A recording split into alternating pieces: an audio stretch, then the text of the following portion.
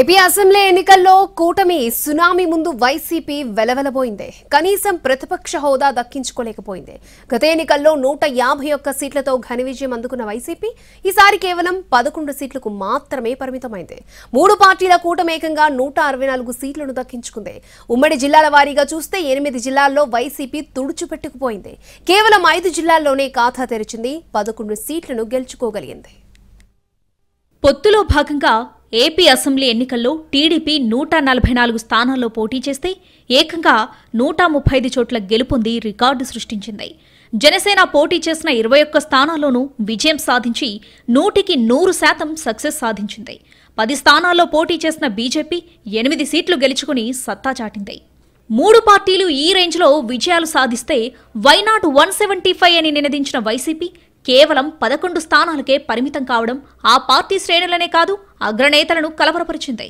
ఉత్తరాంధ్ర, కోస్తాంధ్ర జిల్లాల్లోనే కాదు, రాయలసీమలోనూ వైసీపీ అసలు ఏమాత్రం పోటీ ఇవ్వలేకపోయింది.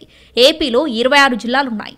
కొత్త జిల్లాల లెక్కన చూసుకుంటే 20 జిల్లాల్లో అధికార వైసీపీ ఖాతా తెరవలేకపోయింది.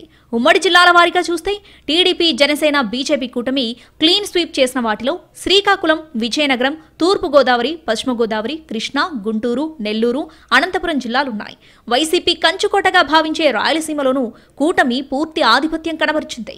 ఓవరాల్ గా చూస్తే ఉమ్మడి జిల్లాల్లో కడప, చిత్తూరు, కర్నూలు, ప్రకాశం, విశాఖ జిల్లాల్లో మాత్రమే 11 సీట్లు దక్కించుకోగలిగింది వైసీపీ. ఇందులోనూ 7 సీట్లు సీమ జిల్లాల నుంచి వస్తే 2 సీట్లు కోస్తాంధ్ర నుంచి దక్కాయి. మరో 2 ఉత్తరాంధ్ర నుంచి వచ్చాయి.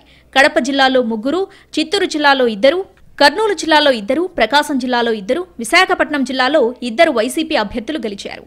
ఇప్పుడు 40 గ్రాముల జీడి ఇంగువ పొడి కొంటే 40 గ్రాముల జీడి ఇంగువ పొడి ఉచితం. కర్నూలు జిల్లాలో ఆలూరు, మంత్రాలయంలో వైసీపీ అభ్యర్థులు విజయం సాధించారు. కడప జిల్లాలో పులివెందుల సెగ్మెంట్లో జగన్ విజయం సాధిస్తే ఆ జిల్లాలోని బద్వేలు, రాజంపేటలో వైసీపీ అభ్యర్థులు విజయం దక్కించుకున్నారు. చిత్తూరు జిల్లా పుంగనూరులో మంత్రి పెద్దిరెడ్డి విజయం సాధించారు. ఇదే జిల్లాలో తంబళ్లపల్లె సీటు వైసీపీకి దక్కింది. ప్రకాశం జిల్లాలో దర్శి, ఎర్రగొండపాలెం సీట్లు వైసీపీకి దక్కాయి. పరిపాలనా రాజధానిగా విశాఖను చేస్తాం, విశాఖలో మళ్లీ సీఎంగా ప్రమాణ స్వీకారం చేస్తామని జగన్ ధీమాగా చెప్పారు. కానీ విశాఖ వాసులు వైసీపీని ఆదరించలేదు. ఏజెన్సీ సెగ్మెంట్లు అరకు, పాడేరులో మాత్రమే వైసీపీకి విజయం దక్కింది. ఉమ్మడి శ్రీకాకుళం జిల్లాలో 10 స్థానాలుంటే అన్ని చోట్ల వైసీపీ ఓడిపోయింది. శ్రీకాకుళం జిల్లాలో టీడీపీ 7 స్థానాలు, జనసేన 2 స్థానాలు దక్కించుకుంటే బీజేపీ 1 చోట గెలిచింది. ఉమ్మడి విజయనగరం జిల్లాలోని 9 స్థానాల్లోనూ వైసీపీ అభ్యర్థులు పరాజయం చెందారు. ఈ జిల్లాల్లో 8 చోట్ల టీడీపీ గెలిస్తే 1 స్థానం జనసేన దక్కించుకుంది. 19 నియోజకవర్గాలున్న ఉమ్మడి తూర్పుగోదావరి జిల్లాలో వైసీపీ 1 సీటు కూడా గెలుచుకోలేకపోయింది. ఈ జిల్లాలో టీడీపీ 13 సీట్లు గెలిస్తే జనసేన 5 సీట్లు కైవసం చేసుకుంది. అనపర్తిలో బీజేపీ విజయం సాధించింది. ఉమ్మడి పశ్చిమ గోదావరి జిల్లాలో 15 సెగ్మెంట్లలోనూ వైసీపీ ఓడిపోయింది. ఈ జిల్లాలో పోటీ చేసిన 9 సెగ్మెంట్లలో టీడీపీ అభ్యర్థులు విజయం సాధించారు. జనసేన పోటీ చేసిన 6 నియోజకవర్గాల్లోనూ జయకేతనం ఎగురవేసింది. ఉమ్మడి కృష్ణా జిల్లాలోని 16 నియోజకవర్గాల్లోనూ వైసీపీ ఘోర పరాజయం చవిచూసింది. ఈ జిల్లాలో బీజేపీ 2 చోట్ల, జనసేన 1 సెగ్మెంట్లో గెలిస్తే మిగతా 14 చోట్ల టీడీపీ జెండా ఎగిరింది. ఉమ్మడి గుంటూరు జిల్లాలోనూ వైసీపీకి 1 సీటు దక్కలేదు. ఈ జిల్లాలో 17 నియోజకవర్గాల్లో 1 జనసేన గెలిస్తే మిగతా 16 స్థానాల్లో టీడీపీ అభ్యర్థులు జయకేతనం ఎగురవేశారు. నెల్లూరులో అసలు ఏమాత్రం పోటీ ఇవ్వలేకపోయింది వైసీపీ.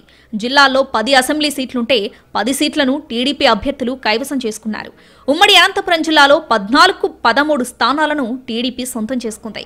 ధర్మవరంలో బీజేపీ విజయం సాధించింది.